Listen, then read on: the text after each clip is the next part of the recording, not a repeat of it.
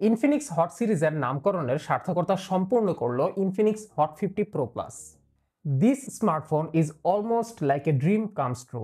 কিন্তু সেটা কোন হিসেবে? এই ফোনটাতে আছে curve screen, also one of the most slimmest smartphone বর্তমানে। তাছাড়া ভেরি বিউটিফুল আউটলুক এবং অ্যাফোর্ডেবল প্রাইস। এমনকি ফোনের ভেতরকার হার্ডওয়্যারগুলো যথেষ্ট, যা আসলে আমাকে এই ফোনটাকে একটা ড্রিম কামস ট্রু বলেই মনে হচ্ছে। ফোনটার বক্সের ভিতরে পেয়েছি এর 12 মাসের ওয়ারেন্টি কার্ড। এরপরে পেয়েছি ফোনের জন্য একটা এক্সট্রা স্ক্রিন প্রোটেক্টর এবং স্ক্রিন প্রোটেক্টর অ্যাপ্লাই করার যেই কিট দরকার সেগুলো সবই আছে। যদিও স্ক্রিন প্রোটেক্টরের চারদিকে কালো বেজেল, এটা না করলেও পারতো, যাই হোক। তারপর পেয়েছি ফোনের একটি ব্যাক কভার এবং এই ব্যাক কভারটি প্লাস্টিক ব্যাক কভার, ফ্লেক্সিবল না। আর লাস্টলি এই ফোনের চার্জার এবং চার্জিং কেবল বক্সের ভেতরেই আছে। সৌন্দর্যের ভিত্তিতে এর নিকটতম প্রতিদ্বন্দ্বীর প্রাইস এর ডাবলেরও বেশি। অর্থাৎ আপনাকে এইরকম একটা অপ্রতিদ্বন্দ্বী হ্যান্ডফিল পাওয়ার জন্য এখন মাত্র 23,999 টাকা খরচ করলেই হচ্ছে। সাথে পাচ্ছেন অফিসিয়াল ডিভাইস স্ট্যাটাস এবং অ্যাজ ইউজুয়াল ওয়ারেন্টি সুবিধা।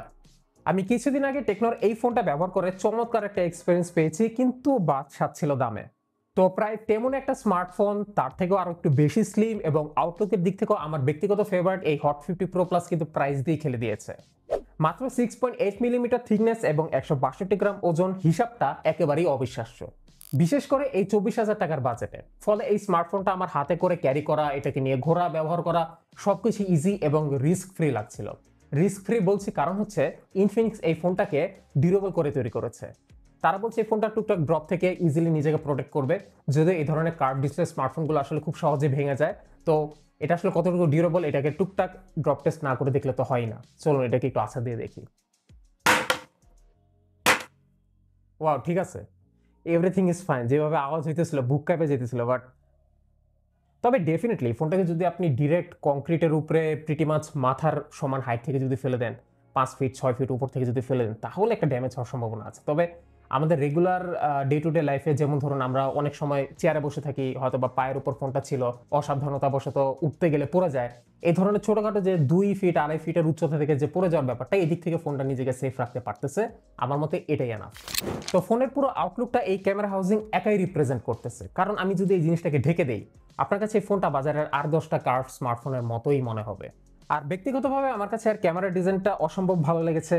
No waste of space or unnecessary design, just pure beauty. এই স্মার্টফোনটা অল প্লাস্টিক বিল্ড একটা স্মার্টফোন এবং এই ফোনের ব্যাক সাইডে কিন্তু ম্যাট ফিনিশ করে দেওয়া হয়েছে, ফলে এখানে আঙ্গুলের ছাপ পড়ে না এবং ফোনটা ধরতেও বেশ ভালো লাগে। ফোনের বডি ফ্রেমে গ্লসি ফিনিশ করে দেওয়া হয়েছে, এটা অনেকটা মেটালের মতো একটা ভাইব দিচ্ছে। সেই সাথে এই ফোনটা কিন্তু IP54 dust and water protected, অর্থাৎ টুকটাক পানির ছিটে ফোটা থেকে এই ফোনটা কিন্তু সেফ থাকছে। তাছাড়াও এই ফোনের ডিসপ্লেতে কিন্তু খুবই স্লিম এবং সিমেট্রিক্যাল বেজেল ইউজ করা হয়েছে, ফলে ফোনের ফ্রন্ট আউটলুকটা অনেক সুন্দর হয়ে গেছে। একই সাথে এতে ডুয়াল স্টেরিও স্পিকার আছে, যার সাউন্ডটা JBL এর দ্বারা টিউন করা আছে এবং এটার স্পিকারটা আমার কাছে বেশ ভালো লেগেছে। বেশ ভালো রকমের লাউড সাউন্ড দিতে পারে এবং সাউন্ডের মধ্যেও মোটামুটি ভালো ডিটেলস পাওয়া গেছে। কিন্তু এই ফোনের যে বাটনগুলো, এগুলো আরেকটু বেশি টেকটাইল এবং ইজি টু প্রেস হওয়া দরকার ছিল। তো এই ফোনে আপনারা কিন্তু ইন ডিসপ্লে ফিঙ্গারপ্রিন্ট সেন্সর পাচ্ছেন এবং এই সেন্সরটি খুবই অ্যাকুরেট এবং বেশ ফাস্ট। ফোনের সামনে থাকা ডিসপ্লেটাও ইউজারকে একটা ভালো এক্সপিরিয়েন্স দিতে পারবে। এই ডিসপ্লের উপরে গরিলা গ্লাসের প্রোটেকশন আছে, আর সিমেট্রিক্যাল বেজেল সাথে সুন্দর কালার এবং টাচ রেসপন্স মিলে ডিসপ্লেটা বাজেট হিসেবে চমৎকার। ব্রাইটনেস নিয়েও আমার তেমন একটা ঝামেলা হয়নি। 1300 নিটস পিক ব্রাইটনেস, যেটা আউটডোরের ডিরেক্ট সানলাইটে এটাকে ব্যবহার করতে পেরেছি, তেমন একটা অসুবিধা হয় নাই।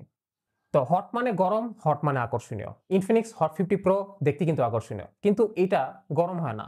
একদমই ঠান্ডা মেজাজের একটা স্মার্টফোন, কিন্তু দেখতে হট। এইরকম ফিচারের বউ পাওয়া গেলে খুবই ভালো হইতো।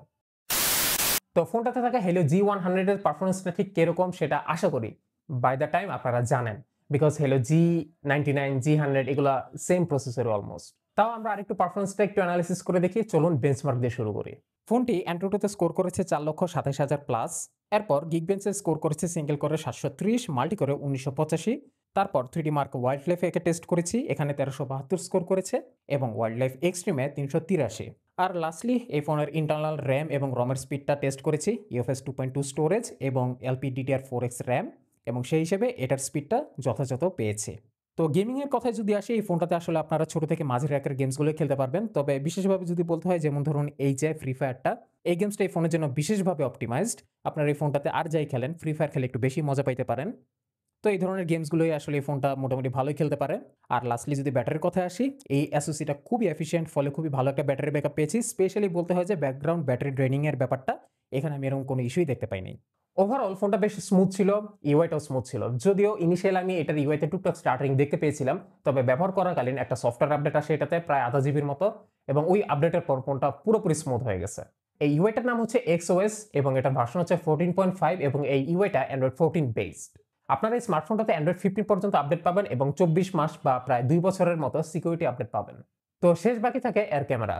এই স্মার্টফোনটা পেছনে পাচ্ছে 50 মেগাপিক্সেল মেইন ক্যামেরা, যা SK হাইনিক্সের তৈরি HI5022Q সেন্সর, সাথে ডেপথ ক্যামেরা আছে এবং 3 নাম্বার ক্যামেরাটা আসলে কি সেটা জানা যায় নাই। আর সামনের দিকে আছে একটি 13 মেগাপিক্সেলের selfie camera from Galaxy core GC13A0 sensor. তো এবার আসি পিকচার স্যাম্পলে। ডে লাইটে এই ক্যামেরাটা স্বাভাবিকভাবেই তার বেস্ট রেজাল্টটাই দিতে পারছে, যেখানে আসলে ক্যামেরাটা লো লাইটে কিছুটা স্ট্রাগল করে। স্ট্রাগলের বিষয়টা আমরা অবশ্যই দেখব। তবে ডে লাইটে যদি আমার বিশেষ করে বলতে হয় সেটা হচ্ছে কালার রিপ্রোডাকশনটা, যেটা অনেস্টলি 100% ন্যাচারাল কালার ছিল না, তবে ডেফিনেটলি যথেষ্ট স্যাচুরেটেড এবং ভালো লাগার মতো একটা কালার দিতে পারছে এই ক্যামেরাটা। আর তাছাড়াও ছবিগুলোকে জুম করলে মোটামুটি ডিটেলস পাওয়া গেছে। আর আমি যদি ক্যামন 30s এর সাথে কম্পেয়ার করে কথাটা বলি, ক্যামন 30s এ ডেফিনেটলি আপনারা এটা থেকে বেটার ক্যামেরা পাচ্ছেন। তবে এইখানে যে ক্যামেরাটা আমি দেখতে পাচ্ছি, এটা আসলে আমি মনে করেছিলাম যেহেতু প্রাইসটা আসলে 24-25 হাজার টাকার মধ্যে আছে, সো হয়তো বা ক্যামন 30s এর সাথে এইখানে সব থেকে বড় ট্রেড অফটা ক্যামেরাতে হয়েছে, সো হয়তো বা ক্যামেরাতে খুব খারাপ রেজাল্ট পাবো বলেই ভাবছিলাম। কিন্তু সারপ্রাইজিংলি আমি বলবো যে এটার ক্যামেরাটা মোটামুটি ভালোই একটা রেজাল্ট দিতে পারছে।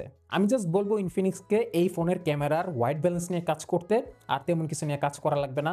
যেমন ধরুন ফোকাসিং বা ধরুন ছবির ওভারঅল ডিটেলস এগুলো ঠিক আছে, বাট ওই যে হোয়াইট ব্যালেন্সের জন্য কালারটা ইনঅ্যাকুরেট হয়ে যেতেছে, আর কিছু ক্ষেত্রে দেখা যেতেছিল বেশি ওয়ার্ম ছবি তুলতেছিল এই ক্যামেরাটা, এগুলো ফিক্স করতে হবে। এগুলো করলে আমার মনে হয় মোটামুটি ক্যামেরাটা অল ওকে।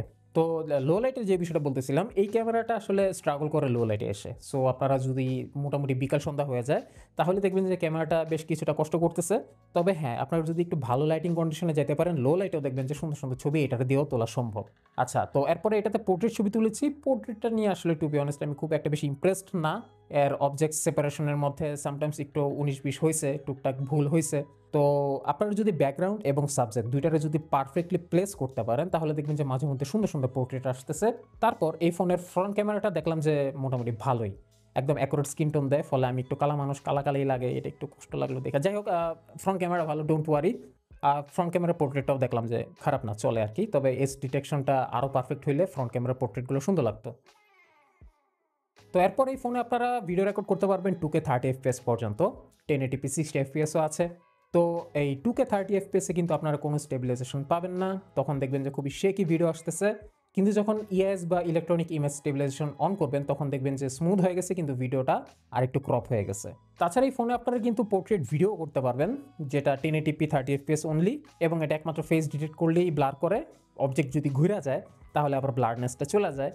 এই একটা বিষয় আমার কাছে মনে হলো যে এইটা না হইলেই ভালো হইতো, যদিও বাজেট ফোন, সো খুব একটা বেশি আশা করতেছি না, কারণ অনেক এক্সপেন্সিভ ফোনও পোর্ট্রেট ভিডিও ভালো হয় না। তারপরে এই ফোনের ভিতরে ফিল্ম মোড পাইছি, যেখানে আসলে বেশ কয়েকটা ভিডিও ক্লিপ নেয় এই ফোন, তারপরে এটার একটা মিউজিক লাগে এডিট করে দেয়।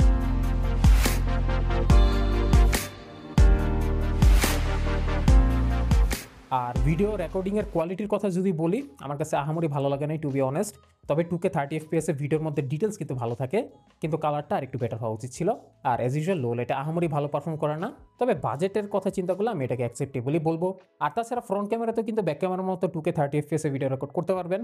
সেই হিসাবে আমার কাছে যেটা মনে হয়েছে যে আসলে এই বাজেটে আরও যত ফোন আছে তাদের সবার থেকে মোটামুটি ভালো ডিটেলসের ফ্রন্ট ক্যামেরার ভিডিও এই ফোনটা দিতে পারতেছে। সো এই ফোনে যদি আপনারা একটা গিম্বাল আলাদা অ্যাটাচ করে নেন তাহলে এটা ফ্রন্ট ক্যামেরা দিয়ে আপনারা সুন্দর ব্লগিং করতে পারবেন বলে আমার কাছে মনে হইতেছে, বিকজ এটা ফেসটাকে সবসময় এক্সপোজ রাখা ট্রাই করতেছে, মানে বলতে পারেন যে ব্লগিং ওরিয়েন্টেড একটা ক্যামেরা। তো এই ছিল ইনফিনিক্স হট 50 Pro Plus-কে নিয়ে আজকের আলোচনা। অফিসিয়াল মার্কেটে এটা নিঃসন্দেহে চমৎকার একটা অপশন, যদি পছন্দ হয়ে থাকে তাহলে নিয়ত করে ফেলতে পারেন। আমার পক্ষ থেকে রেকমেন্ডেড করা হলো। সো আজকের ভিডিওটি এখানে শেষ করছি, ইনশাআল্লাহ নেক্সট কোনো ভিডিওতে আবার হাজির হবো। টিল দেন সবাই ভালো থাকবেন, আল্লাহ হাফেজ।